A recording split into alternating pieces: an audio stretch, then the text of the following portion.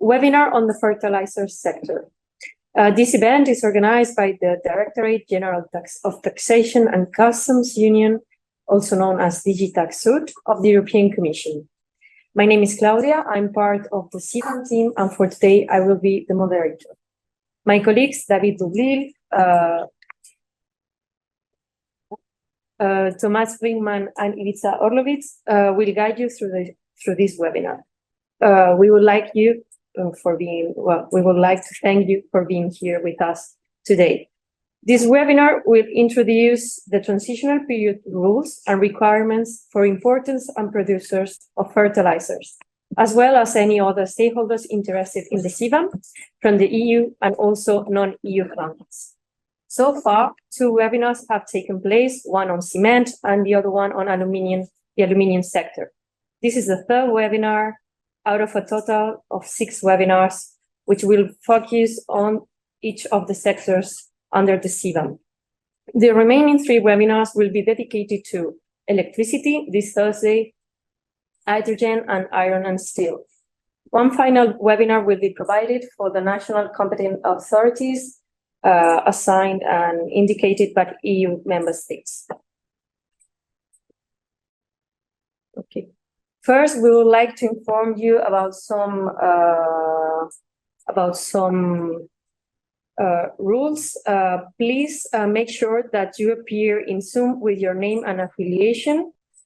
If you need to do so, please rename yourself to comply with this request. Also, it's useful for us to have your name and your affiliation in order to refer to yourself when we are addressing the Q&As that will be taking place after the presentation of my colleagues. Some other housekeeping rules for this webinar. There are many participants attending, so we will mute all of the participants. Also, we are recording this webinar, so please do not record it yourself. You're allowed and encouraged to write any questions you have on the transitional period and specifically on fertilizers and the fertilizer sector during the presentations. We will address the chat questions after the presentations of my colleagues. Just a reminder that please focus your questions on the transitional period and the fertilizer sector. Also, please note that during this webinar, the presentation and answers to questions are intended to help you prepare for the CBAM. In no way can they be interpreted as definitive views expressed by the Commission, nor as legally binding. Now that we have set the housekeeping rules, we would like you to answer one question that should appear on your screen right now. Within the next 20 seconds, please, we will very much appreciate if you could tell us which entity defines you best. Okay, the results should appear on your screen. I'm glad to see that we have different participants coming from different entities. This is good for the CBAM because we need to reach as many actors as possible which are involved in the mechanism. Now let me navigate you through the objectives of this session. As already mentioned, first we are going to provide a general overview of the CBAM, addressing the requirements and rules for the transitional period. Then we will also look into the specifics of the fertilizer sector. And thirdly, we're gonna briefly look into the CBAM Transitional Registry tool and also the timeline for submitting the CBAM reports.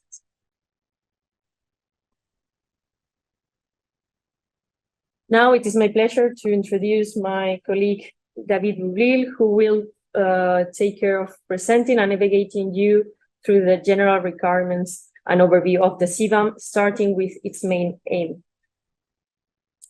Over to you, David. Thank you very much, Claudia. Well, just as a reminder, I think it's important to say what CBAM is and what it is for. CBAM is an instrument that complements and reinforces the EU emission trading scheme, which is the EU's carbon pricing scheme. It will become the main instrument to address the risk of carbon leakage and progressively replace free allocation, which is the instrument that is being used now. Carbon leakage risk occurs when companies based in the EU move carbon-intensive production abroad to countries with less stringent climate policies, and or when goods are replaced by more carbon-intensive imports. This is how it complements the EU ETS. CBAM puts a carbon price on imports of certain goods that are produced in non-EU countries and imported in the EU. And this carbon price will be calculated in order to be equivalent to the one that would have been paid if the producer of this good had produced these goods in the EU. Another objective of CBAM, which is not the main objective, but not less important, is to encourage non-EU countries and the producers to decarbonize their production processes. By doing so, the CBAM charge to be applied to the goods exported to the EU will be lowered. The CBAM regulation was adopted by the EU and officially entered into force in May 2023. The CBAM implementing regulation of 17 August 2023 will start applying in a few days from the 1st October 2023 with the transitional period. All the webinar sessions will focus on this transitional phase and on the obligation that apply during this transitional phase. Therefore, during the presentation, we will touch upon the definitive period here and there where it is relevant, but we will not discuss in detail the definitive phase of CBAM as such during the webinar. Thank you for your understanding on this point. The transitional phase is a 2-year period during which CBAM will focus on monitoring and reporting. Monitoring, because it is a learning phase for all of us, during which we will collect relevant information on carbon content of goods covered by CBAM and imported in the EU. This monitoring phase has a twofold objective: ensuring a seamless rollout of CBAM and helping us to prepare best to ensure a smooth kick-in of the definitive period as of 1st of January 2026. To this end, until 2025, the CBAM will focus on reporting. This means that importers will only have reporting obligations to comply with. They will have to report on carbon emissions of the CBAM goods they import into the EU. Importers will have to submit the CBAM reports for each quarter during the transitional period. The CBAM reports will essentially contain the information as shown on screen: the total quantity of each type of good expressed in megawatt hours if we're talking of electricity, or tons for any other good, specified per installation producing the goods in the country of origin.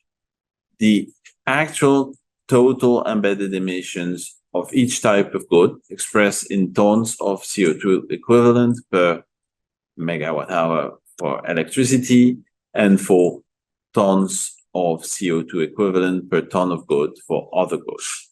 It will also include the indirect emissions and, where appropriate, the carbon price due or paid in the country of origin for the embedded emissions in the imported goods, taking into account relevant rebates or other form of compensation. My colleague, Ivica Olovitz, will give more explanation on this later in the presentation. There will be no financial charge applied on imported goods, nor obligation to have carbon emissions verified by an accredited verifiers. These two fundamental obligations under the CBAM, buying and surrendering certificates and having emissions verified, will only be applicable during the definitive period that starts on 1st January 2026. Please note that the specific rules which will apply on these two key aspects of CBAM will be laid down by the EU in implementing legislation before the end of the transitional period. However, there are penalties that may be imposed on importers by national authorities where the importers fail to comply with reporting obligations. For example, where declarants have not taken any step to submit the CBAM reports, and these penalties may be increased if the infringements are repeated.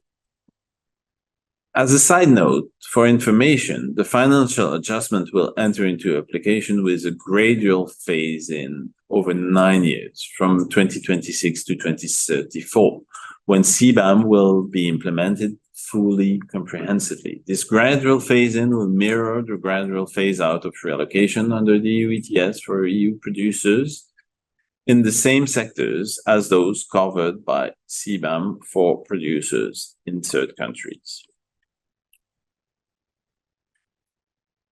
Here, what we try to explain and illustrate is what emissions are in the scope of CBAM. As a principle and as an objective, CBAM reflects what is happening in the EU in the context of the EU. In order to understand which emissions we're talking about, let's look at them in terms of scope 1 and 2 and 3 according to the Greenhouse Gas Protocol. The ETS applies to scope 1 emissions. Hence, CBAM focuses on direct emissions. These are the emissions generated from the production of goods at the installation level. Direct emissions include emissions from the production of heating and cooling, even if that production takes place outside of the installation. However, the ETS applies across the board in the EU to industrial emissions and power generation. Therefore, more emissions need to be taken into account in CBAM.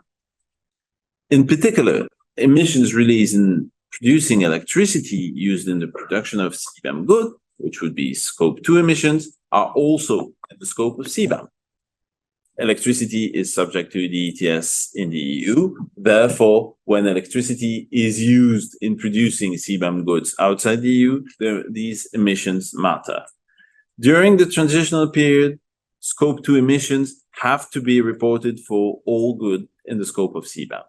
In the definitive period from 2026, there will be some differentiation, notably for iron and steel and aluminum sector, under which EU producers receive compensation for the carbon cost they pay for their electricity use, which is another mechanism in place to address the risk of carbon leakage. Finally, for the same reason I gave for electricity, the fact that several production steps may be covered by the ETS in the EU, some scope 3 emissions are also relevant in the context of CBAM, and these are in particular upstream emissions from CBAM goods that are used as inputs into CBAM goods considered complex goods. These materials are also called precursors. My colleague Thomas Brinkman and Ivica Olovitz will give further explanation on this. Other scope 3 emissions, such as downstream emissions or emissions of transport and distribution or disposal of the goods, are not in the scope of CBAM because they are not in the scope of the EU ETS.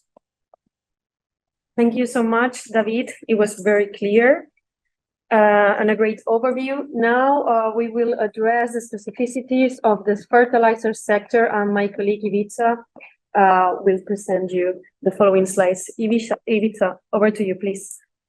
Thanks, Claudia. This section will be most technical one. First, it's important to give more details and detailed description on the key terms in the CBAM. First, we have simple goods. Simple goods in case of fertilizers are phosphoric acid and potassium chloride are identified as a simple good, of course, and the complex good are goods produced from the simple or other complex goods. In meaning of production processes are parts of the installation in which chemical or physical processes are carried out to the produced goods under an aggregated goods category. Fertilizer sector, that means nitric acid, urea, ammonia, and mixed fertilizers. Regarding production routes are specified technology used in the production processes to produce goods. Aggregated goods category are the groups for which joint production processes are to be defined for the purpose of monitoring. Next slide, please. These are the relevant goods in the scope of the CBAM transitional period in the fertilizer sector.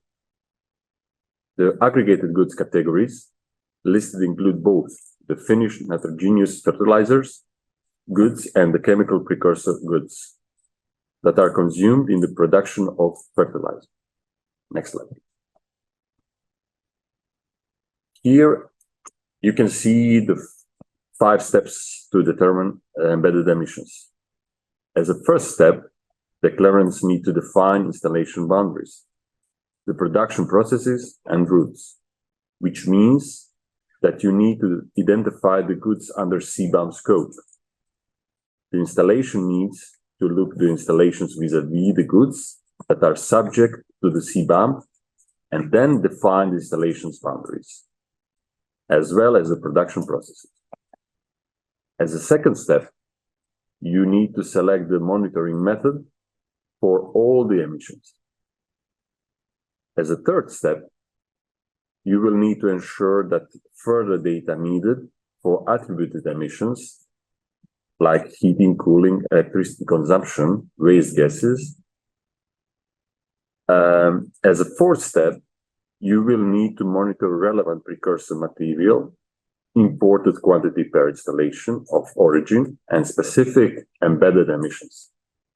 Also, there's a need to determine the activity level, the amount of CBAM goods produced, and specific embedded emissions per ton. In the last step, you will need to determine embedded emissions of CBAM goods per ton, and if needed, you may use preliminary default values. Next slide. Regarding first step, in the context of CBAM, mixed fertilizers are defined as a complex goods, as they are produced from precursors such as urea and ammonia, which are goods categories in the scope of the CBAM. Here, we can see different processes for the production of nitrogenous fertilizer. Ammonia is synthesized from the nitrogen and hydrogen via Haber-Bosch process. Hydrogen for the process is obtained in the production route by steam reforming natural gas or biogas, whilst nitrogen is obtained from the air. With gasification production route, hydrogen is obtained by gasification of hydrocarbons, typically for heavy feedstocks such as coal, heavy refinery fuels, or other fossil feedstock. Next slide. Now, we came to step 2. In general, it's necessary to monitor direct emissions using methodologies such as standard method, mass balance, or continuous emissions monitoring. If it's relevant, direct emissions include emissions from the production of heat and waste gases, even if that production takes place outside the installation.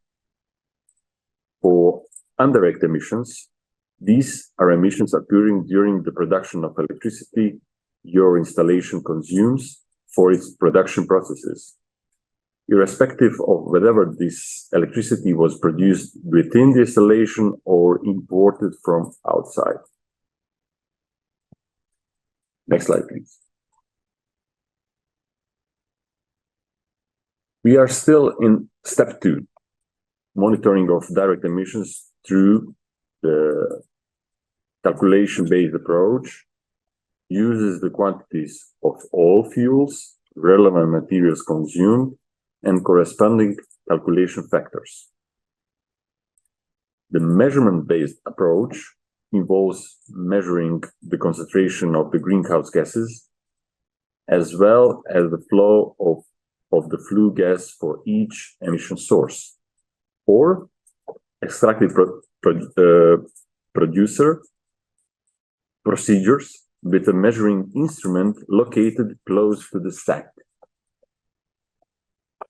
Other monitoring systems may be elaborated during the introductory period until 31st of July 2024. The operator may apply other methods allowed for the emissions monitoring in their jurisdiction,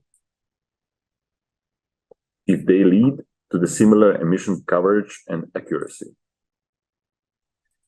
These other methods may include default values made available and published by the European Commission from the transitional period, or any other default values.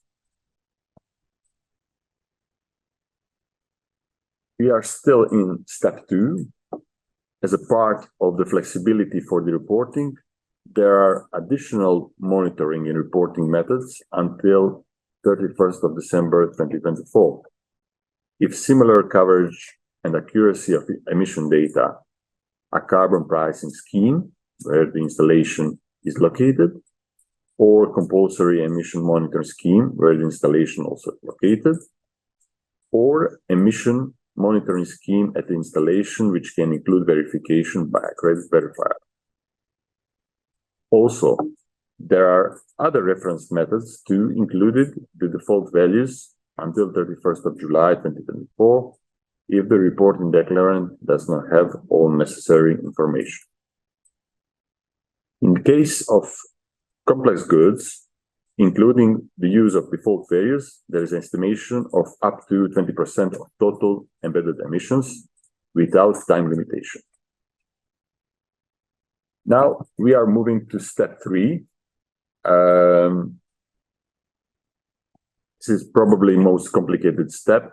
With the formula displayed, we will explain a few steps. This formula provides a guideline of which parameters needs to be monitored whenever an installation has more than one production process, or where heat supply is separated, or even where waste gases or electricity production are found in an installation. Next slide, please. Second part of this step is related to attribution of indirect emissions. For the transitional period of the CBAM, indirect embedded emissions have to be reported separately from the direct embedded emissions for all covered goods. Indirect emissions of the installation or of production processes are equivalent to the emissions caused by the production of electricity consumed in the installation or production processes of the goods, respectively multiplied with the applicable emission factor for electricity.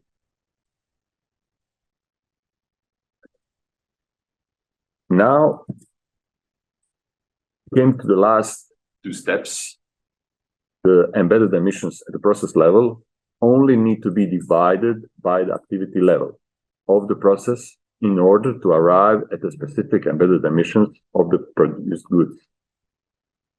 But for complex goods, when calculating specific embedded emissions, it is necessary to take into account the amount of precursors that were used in the production of the goods and specific embedded emissions of the precursor. Now, my colleague Thomas, in the next few slides, will present you a case scenario. Thomas, the floor is yours. Thank you. Thank you, Ivica. On the next 3 slides, I would like to present you a concrete example on how to calculate the specific embedded emissions. You will also find this example in the guidance that is available on our website. There's unfortunately still some small errors there. So the slide should be a better version, and we will in next week will correct the guidance and update with what you see today. So this is yeah, the example is the production of a mixed NPK fertilizer, and my colleague Ivica had already shown this basically the same slide as step one of the procedure, setting the system boundaries. So we are in this example talking about this mixed fertilizer production using a drum granulator, and there's integrated pipe reactor. So what you see in red is the system boundaries of this production processes, and then you have various inputs and the output, which is the mixed fertilizer. And of course, we have the CO2 emissions. So for the calculation of the specific embedded emissions, there are some inputs that are relevant and other inputs that are not relevant. Starting from the bottom, what is relevant is basically the energy that is consumed for the process itself. So in this case, we have some natural gas that is consumed to provide heat for the process, but there's also some electricity consumed for the machinery.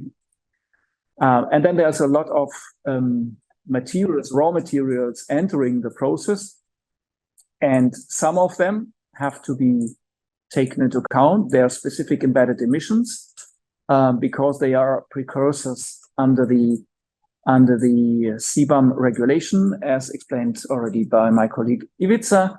We are talking here about a complex good, this mixed fertilizer, and the complex goods uses other CBAM goods as input, so they have to be taken into account. In this case, the installation buys urea and ammonia from another installation, so these substances come with certain embedded emissions already. Then there are also a number of other precursors, phosphoric acid, sulfuric acid, another phosphate, and potassium chloride, which are used as input materials. But these materials, they are all not CBAM goods themselves. So that's why the embedded emissions or the emissions that have occurred in the life cycle of the production of these input materials does not need to be considered under the CBAM. Okay, next slide. So now a few figures here in the table to show you concretely how the calculation works. And we are now in this step or 2 or 3. I mean, basically it's the monitoring of what happens at the installation itself.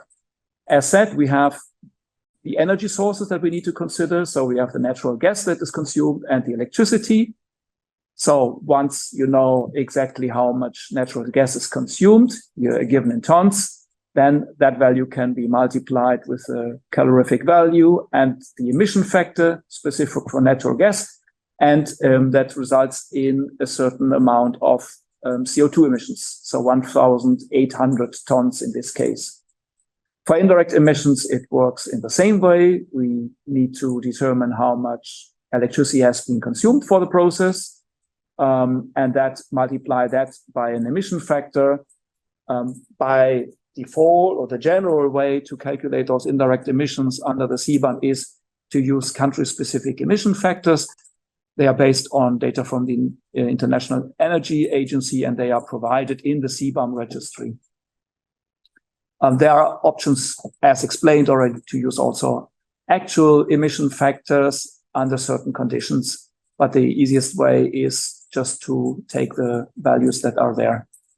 So emission factor of electricity multiplied with the consumption in megawatt hour gives then the indirect emissions. So in this case, 600 tons.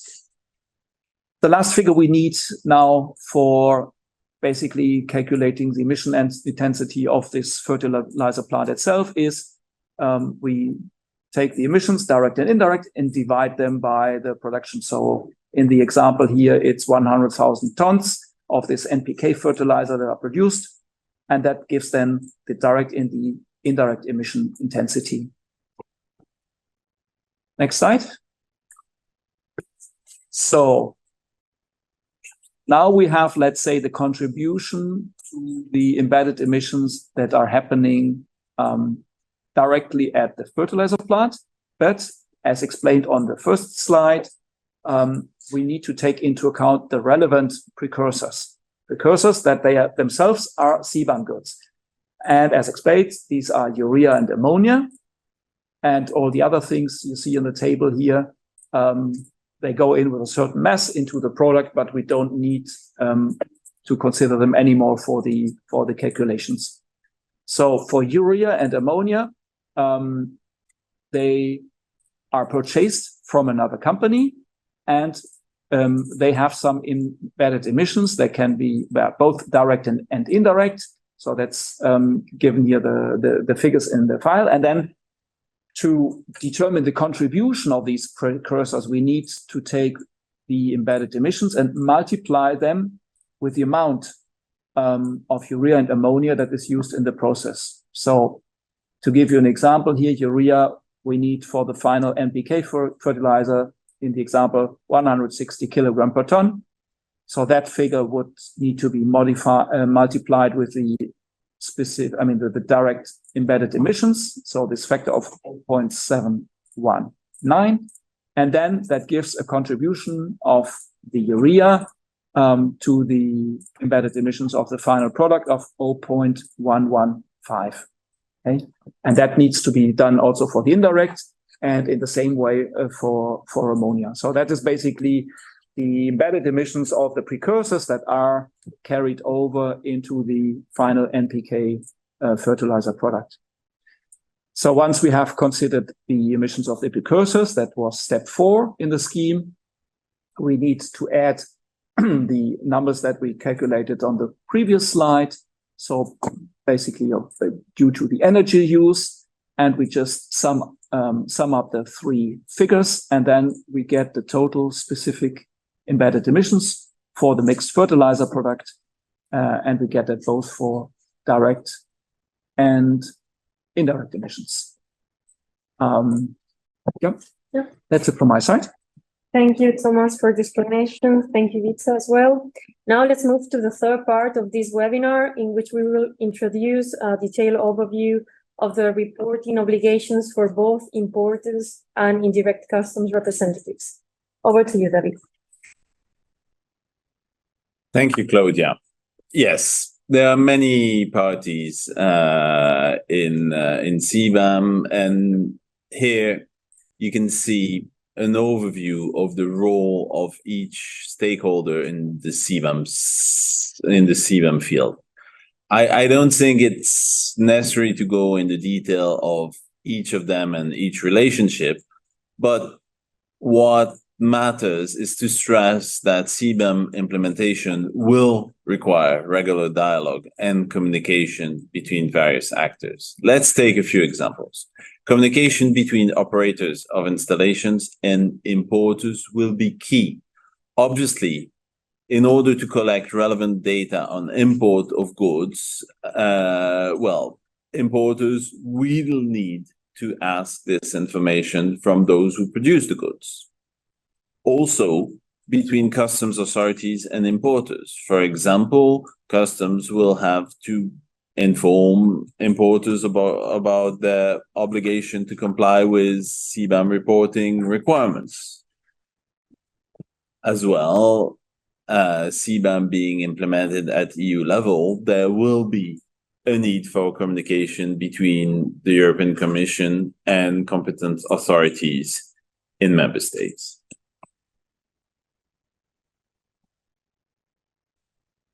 In terms of role, it is also interesting to see the different situation where importers may or not be reporting declarants. CBAM applies to goods imported in the EU, but who bears the liability to report these imports and to report these emissions?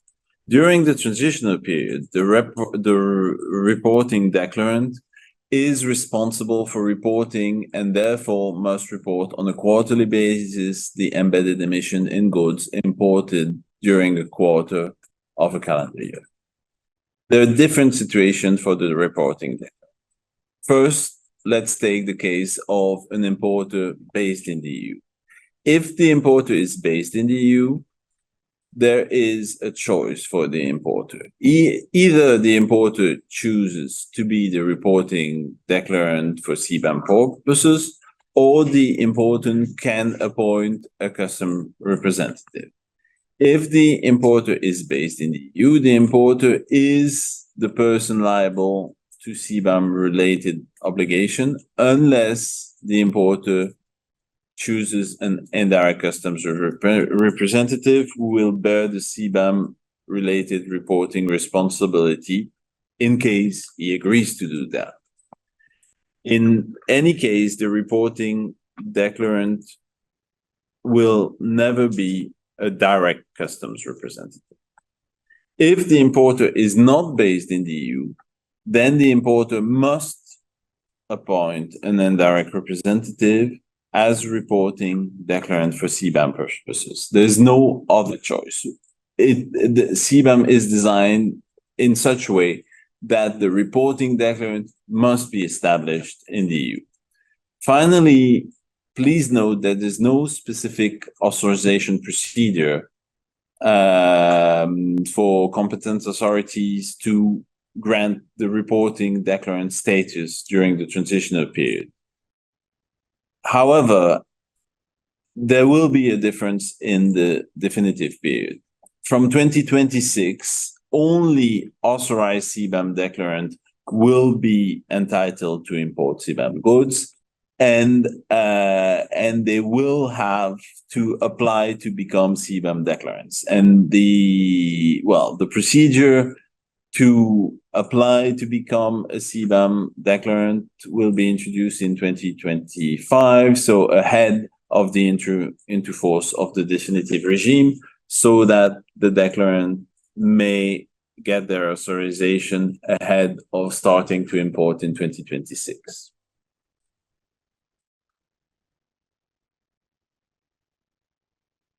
Here, we address a question that many of you may be asking yourself. I am an importer, and I'm wondering what should I concretely do to comply with CBAM reporting obligation. Are you an importer of CBAM goods? Well, we've seen from the poll that there are many of you in this webinar. Well, the first thing for you to do is to determine how the CBAM scope impacts you. For example, what the goods that you import into EU, are the goods that you import in the EU covered by CBAM, and understand how they match the aggregated goods category. To answer this question, you must compare the CN codes of the goods you import with the list of goods given in Annex 1 to the CBAM regulation. Once you have done that and you know that you're importing CBAM goods, the second step is to align with the reporting period of the operator. By default, the calendar year is suggested. However, if the producing installation is situated in a country with a different calendar, or where there are other reasonable arguments for a different period, this also may be used, but only if it covers at least 3 months. The third step, you must be aware of the type of information that you are to declare regarding CBAM goods. What information do you need to request from the operator of the installation producing goods you import in order to be able to report? As my colleague Thomas Brinkman explained earlier, there are choices to make regarding the approaches to calculate embedded emissions of goods that are to be reported by importer. What are the direct emissions? Which is the methodology that the operator of the installation has chosen? What are the indirect emissions? Are there precursors? If yes, are they produced in the same installation or a different one, etc.? As an importer, you're responsible for monitoring, collecting the data on embedded emissions from the operator of the installation. Finally, you will report information on the carbon price payments or carbon price debts in the country of subnational region, if there is such a carbon price in place, of course. This is important for the EU in the monitoring phase to gain knowledge during the transitional phase, but in the future, it will be absolutely key to ensure that there is a deduction of this carbon price when this is appropriate from 2026 to ensure that the same emissions are not subject to a double carbon price.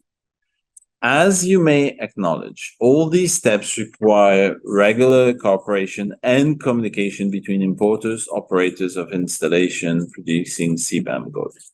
Monitoring and reporting is possible only if both parties have a regular dialogue to help both parties communicating information that is relevant for CBAM reporting. We have developed two tools. First, a framework which summarizes the information to be reported. This is Annex 4 of the implementing regulation of 17th of August 2023, and a communication template which serves as a basis for importers to gather data from operators of installation. It was made available on the CBAM dedicated web page of tax's website at the same time as the regulation. Obviously, these two tools are not mandatory for you to use. They are there to help you.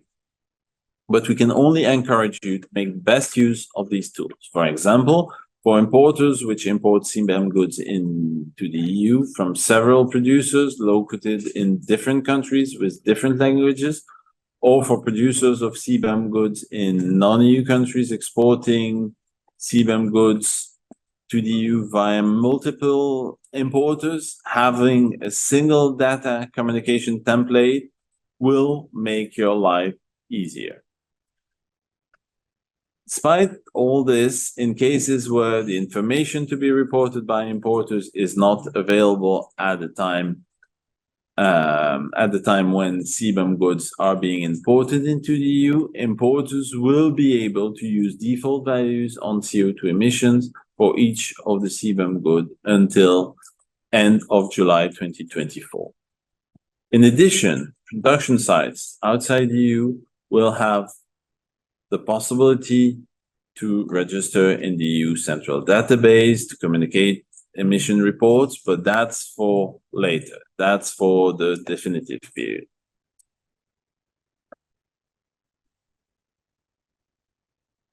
In this last section, we will provide you with a snapshot of the CBAM transitional registry and some basic information on timelines during the transitional period. During the transitional period, reporting declarants will submit CBAM reports via the CBAM Transitional Registry. What is the CBAM Transitional Registry? Well, it is a standardized and secured electronic database developed and managed by the European Commission to ensure an efficient implementation of reporting obligations. It will collect the information reporting during the transitional period by reporting declarants. It will be used for communication between the Commission, competent authorities, customs authorities of the member states, and reporting declarant. Very important to stress that in no circumstances information stored in this registry will be made accessible to the public. Data and communication exchanges between users of the transitional registry will be kept secured and confidential. For instance, data on installation in non-EU countries or on goods and exchanges between importers and NCA will remain confidential. The CBAM Transitional Registry will not be used for enforcement, as the information collected will solely serve to feed into the data analysis and collection during the transitional period. Finally, It will also be a basis for the development and establishment of the CBAM registry that will operate during the definitive period. Okay, this, well, you will be able to check for yourself in a few days, is a snapshot of the CBAM transitional registry main page.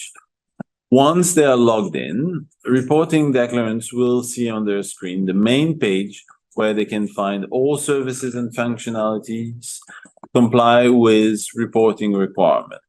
This is where they need to go to submit the CBAM reports, manage their reports, and store the relevant information. My quarterly reports, the installation, the operators, my importers, and my profile information.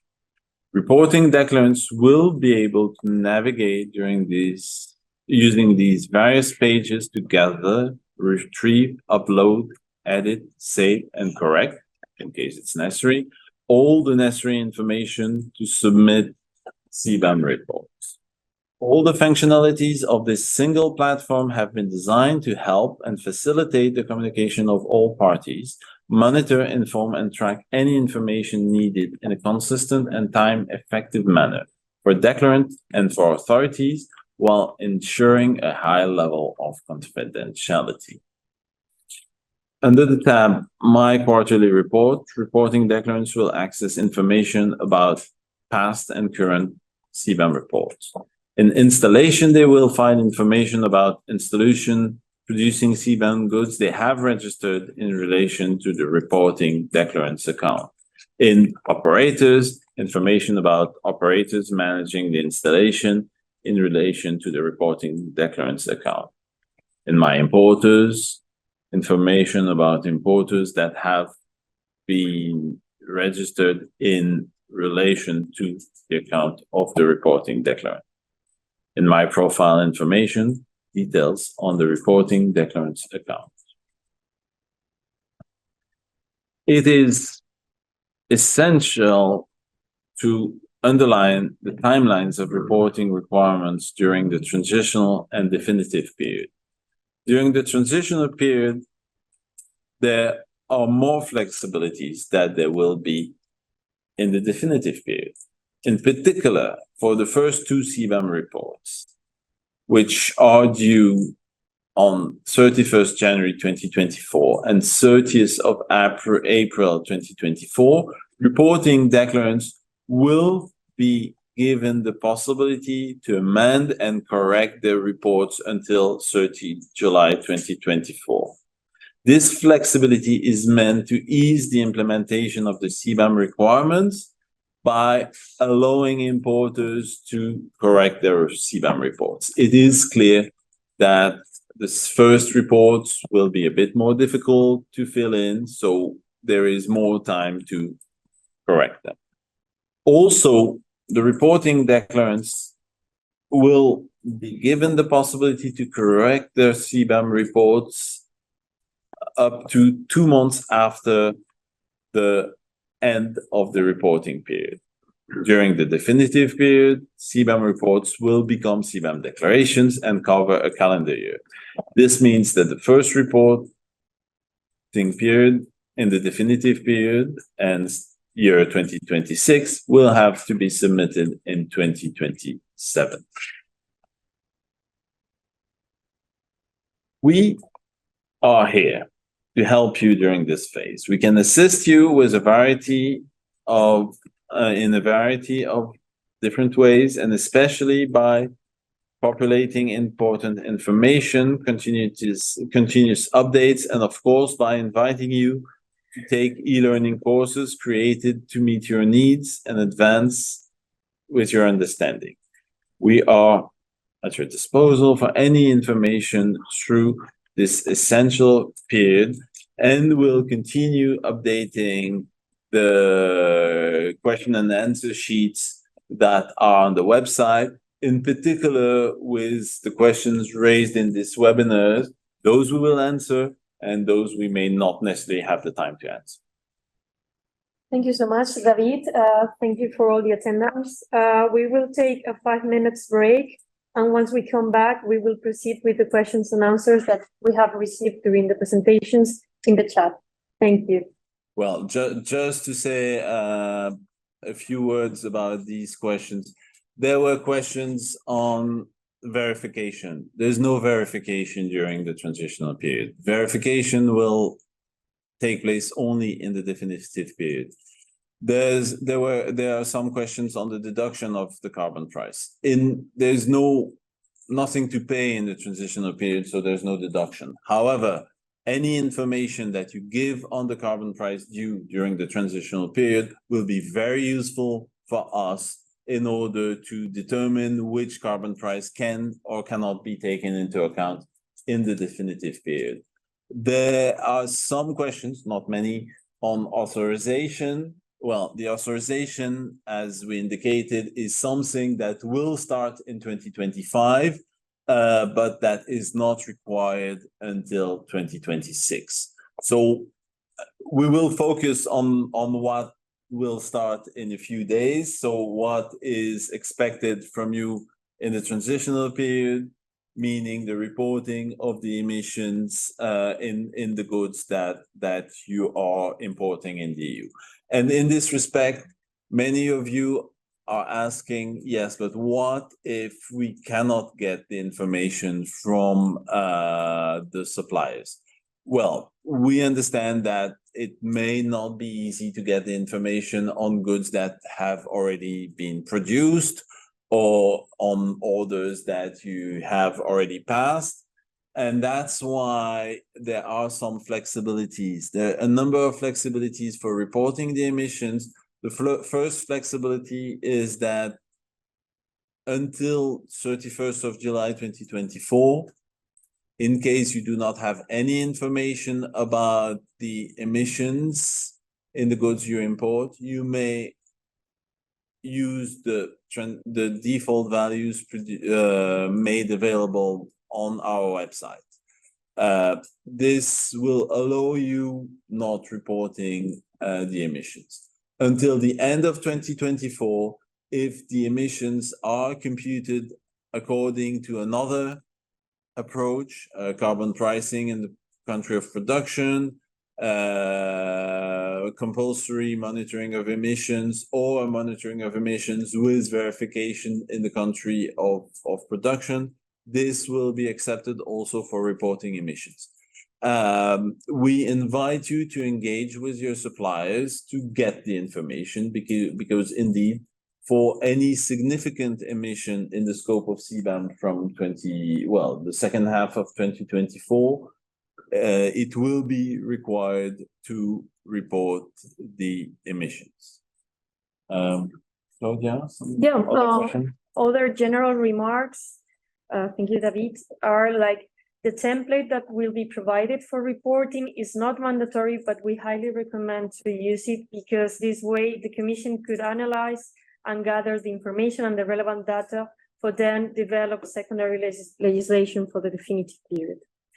Also, the reporting during this transitional period will be on a quarterly basis. Therefore, the data can be either dated on a quarterly basis or on a European year, which is the year of reference. In addition, you will be able to apply to become an authorized CBAM declarant from January 2025. An implementing act will follow, which will be adopted by the Commission with more precise instructions and rules for that. And now more technical aspects of the questions you have put in place. Yeah. Ivica?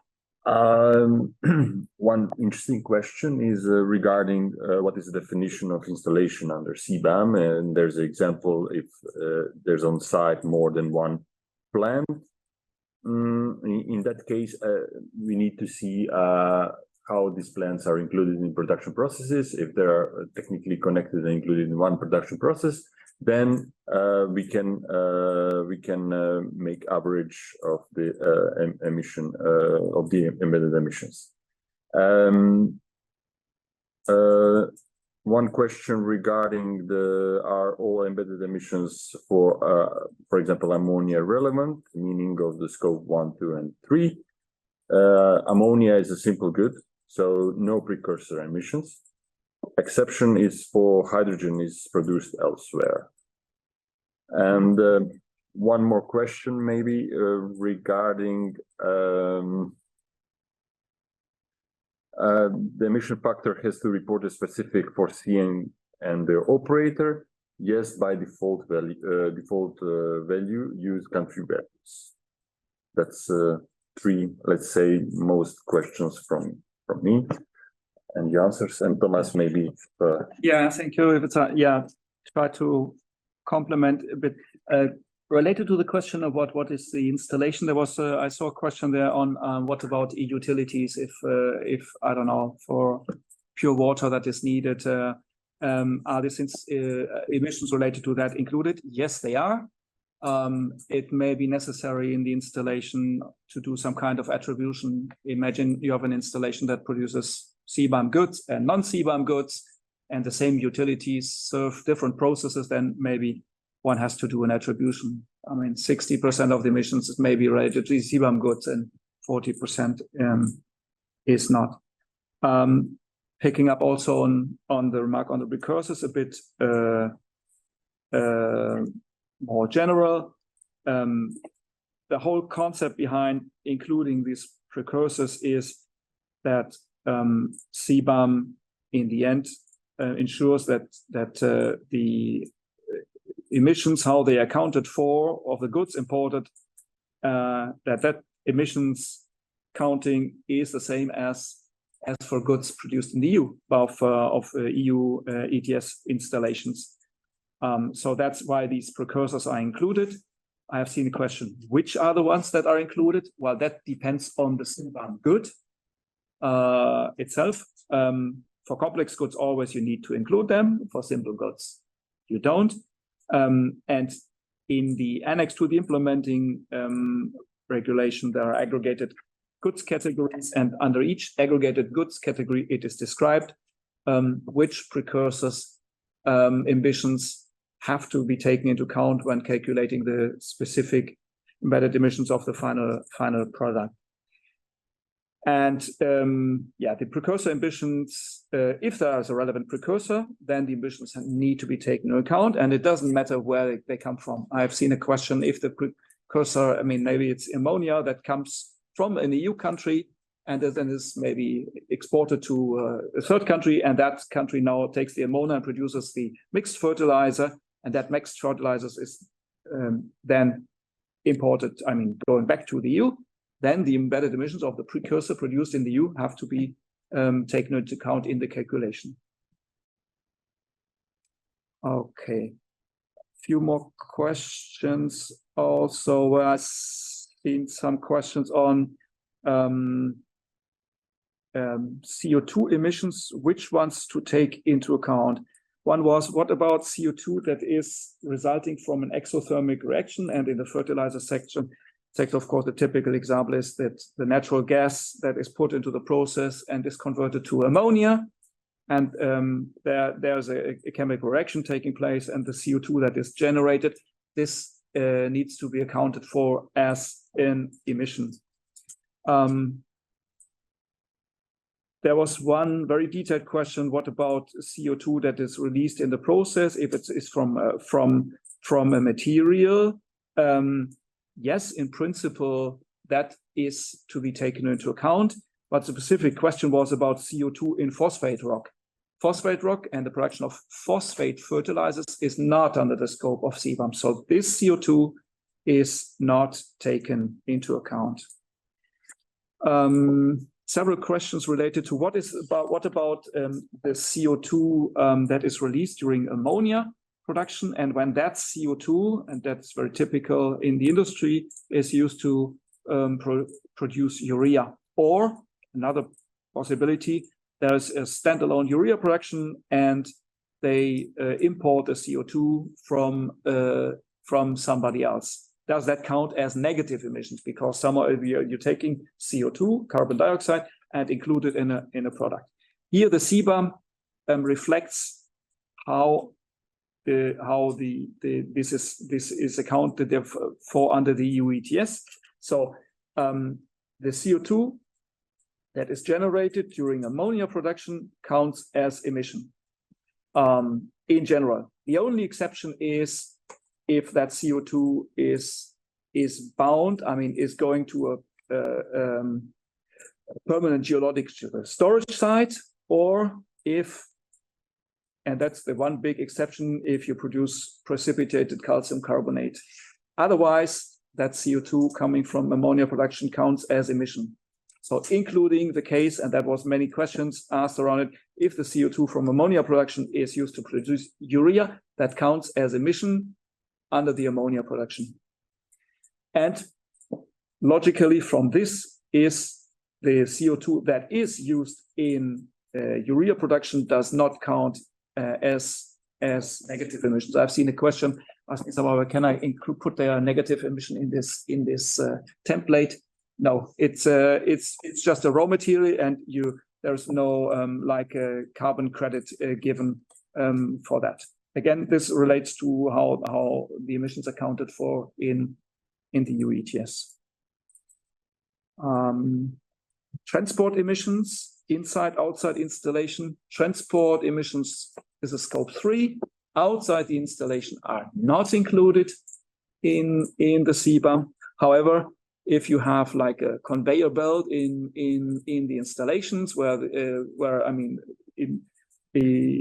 materials are transported from one production step to another, and while the conveyor belt is driven by electricity, the indirect emissions related to that electricity consumption are inside the scope. So this is basically, transport within the boundaries of the installation. That's included. Question on the reference here for reporting. As said, the reporting requirements are each quarter, so every time for 3 years, but the values for the embedded emissions, that can be based on actually a full year. We know that usually plants are not doing that on a monthly or quarterly basis. And it's indeed also, if you look at the annex of the implementing regulation, the reference period for the reporting is 1 year. It's also, the idea of that is to avoid too much fluctuations and get something more stable.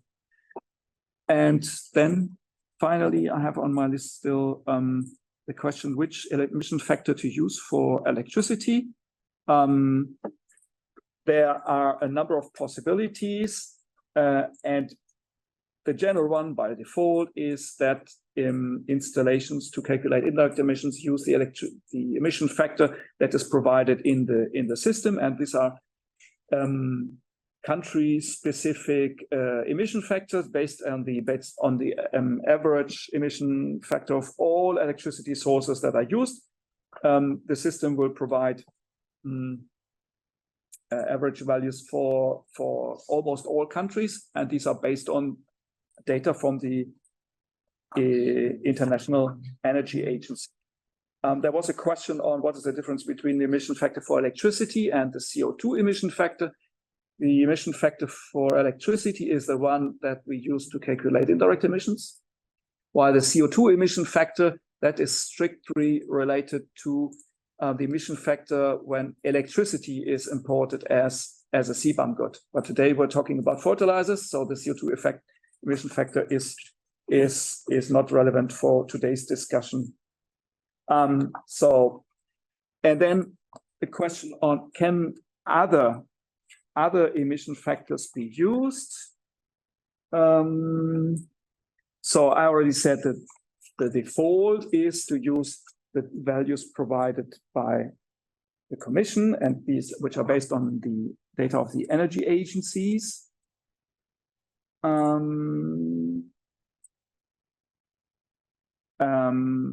It's also possible to use other emission factors or the country of origin, provided provided that these data are publicly available, and then we would, so I think the system will ask for reference where this value come from. And the third possibility is to use actual emission factors. But those, I mean, the use of actual emission factors is also linked to certain conditions. I mean, either there's a direct technical connection between the generator of the electricity and the consumer, or there exists a power purchase agreement between the provider of the electricity and the consumer. Thank you very much, Thomas. I will answer a few questions on customs. There was a question on whether an importer can appoint a representative for all his import in the whole of the EU. Well, the approach there is that in any case, the importer can report in his country of establishment the totality of his imports in the entirety of the EU. So whether he does it using his own area number or he does it with a representative, yes, he can appoint a representative that reports for CBAM for the totality of the EU. There's an easier question on when customs authorities in member states will receive training on CBAM. Well, this is a more internal question, but I can tell you that both customs authorities and competent authorities, we are in contact with them, and we will continue training them in the months to come. So there's no question about that. There was a question about inward processing, and here well, I'm not sure how much it applies to fertilizers, but there are two situations where CBAM goods enter in the EU and are placed under inward processing. Either the goods that come out of inward processing and are released for free circulation are CBAM goods, in which case it's the emission of these goods that need to be reported for CBAM, or the goods that enter inward processing are CBAM goods, and part of these goods are further released into the EU for free circulation, but not as CBAM goods. In that case, it is the goods, it's the emissions incorporated in the goods that have entered into the regime and then are part of the goods that go out of the regime, even if those later goods are not CBAM goods, that need to be reported for CBAM. And there was also a question about the responsibility of indirect CBAM, indirect customs declarants. The responsibility of indirect customs representative will be to report emissions in the goods for which they are reporting declarants, in case they accept this responsibility where the customers is established in the EU, and in any case where the importer they represent is not established in the EU. So these were the question on customs. Other questions that colleague you recovered? Yeah, I think just a reminder that the emissions factor to be reported corresponds to each CN, to each quote. That's important to bear in mind. Also, very important for including in the transitional period that you should be registered as a declarant to be able to report emissions. Thomas, you have anything on your side? No. Yes, there are also questions about the possibility to use default values or to estimate emissions for steps that contribute to less than 20% of the emissions of a final good. And that may be, that may be a precursor that plays a non-significant role in the overall emissions of a good, but that can also be the emissions of finishing steps. Imagine, let's take the example, well, that's not a fertilizer example, that's a steel example, but imagine that you're producing nuts and bolts. Well, the bulk of the emission is in producing the steel. The later emissions from transforming steel bars into nuts and bolts are likely to be under 20% of the emission of the final goods. And these can also be estimated or reported based on default values. And important to say that there's no time limitation in this 20%. Yes, the possibility to the possibility to report based on default values or to estimate emissions for 20% of the goods. This is a possibility that is open during the entirety of the transitional period. I'm turning to the colleagues to see if there are other questions in the chat that we have not answered. I don't see any for now. Fine. Well, it looks like we're a bit ahead of schedule, but if there are no more questions, okay. Yeah, there are many questions about access to the registry. First thing, as I said, the transitional registry will be launched, put online on the 1st of October. So the front page of it, everybody will be able to access to it very soon. If you want to access your own space in the registry, this may take a bit more time because this will essentially be linked to your ARE number, for which if you already have an access to the ARE system, it will just be about extending this access to the CBAM module, which will be done by the competent authority in your member state. So you probably will, well, nobody will have full access on the 1st of October, but the access will be granted progressively by the competent authorities to every declarant who asks this access.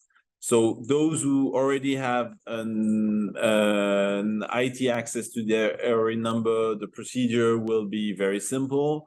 Those who do not have such an access, it may take a bit more time, but there's no worry. Everybody will have the access ahead of January next year, which will be the time where the reports will need to be inputted in the system. So yes, the access will be granted in time. There was another question that I had to know. Oh, was it from you? Okay. No?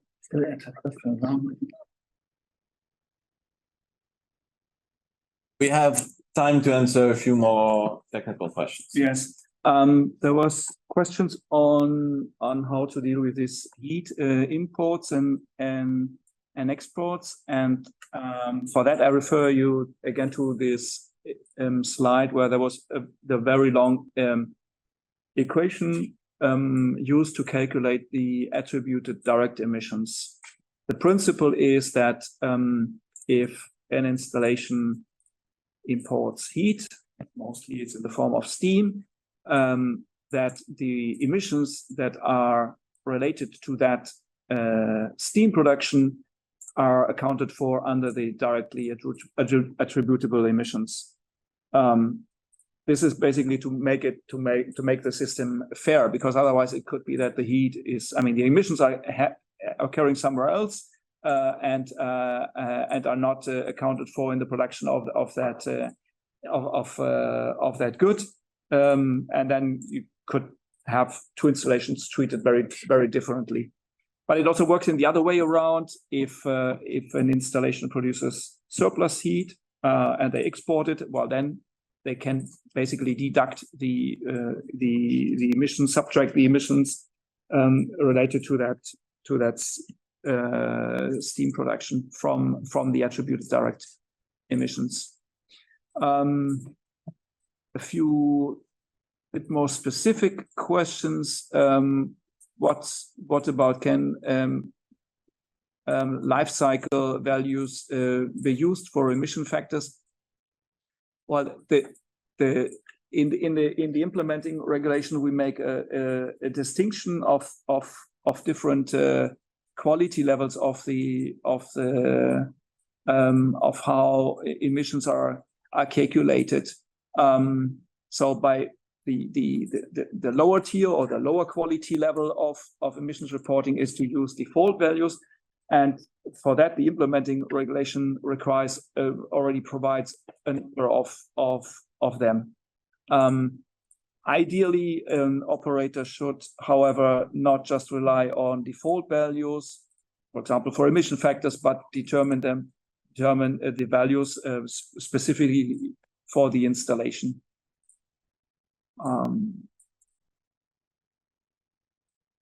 I think that's it. Okay, since you mentioned default values, there were many questions about when will we publish the default values in the coming days. Again, we understand that you may need to use the default values, but we invite you as much as possible to report actual emissions. This will be useful for you in order to determine how to get these actual emissions, and for us in order to improve the system for the future. Okay. Maybe one just a clarification on the question if relevant precursors are imported from EU and it's covered by ETS. Are we reporting the emissions as being zero? No, you don't report these emissions. The embedded emissions will be determined based on ETS data. So, but also the carbon price already paid would be reported as it follows from EU ETS. That's just clarification on this question related to registry. Okay. Yes, basically, if the goods originate in the EU or in a place which is covered by the EU ETS, they don't need to be reported. And without any, the question is reported with zero. No, you don't need to put a zero. You don't need to report it. Okay, and just a reminder that the list of national competent authorities will be published and available soon. So you will find in that list all the information that you need for the reporting obligations. And with that, I think we close the Q&A session. Thank you so much for your participation in this webinar. Thank you for all the insights shared and all the good exchanges. Just a reminder that there is material that is useful for you as non-EU operators and also as EU importers. In the website, we have a set of Q&As which will be updated. There are also the recordings of the webinars that will be available in due time. In addition, you have templates and guidance documents for complying with the CBAM reporting obligations. In addition, after the webinar is finished, you will receive a feedback survey of the webinar session in which you're invited to share your views and your thoughts on this webinar session. Also, you will shortly receive a supporting material booklet containing the PowerPoint presentation used during this session, in addition of key takeaways and additional guidance elaborated for this event. With that said, thank you so much to everyone and have a nice day.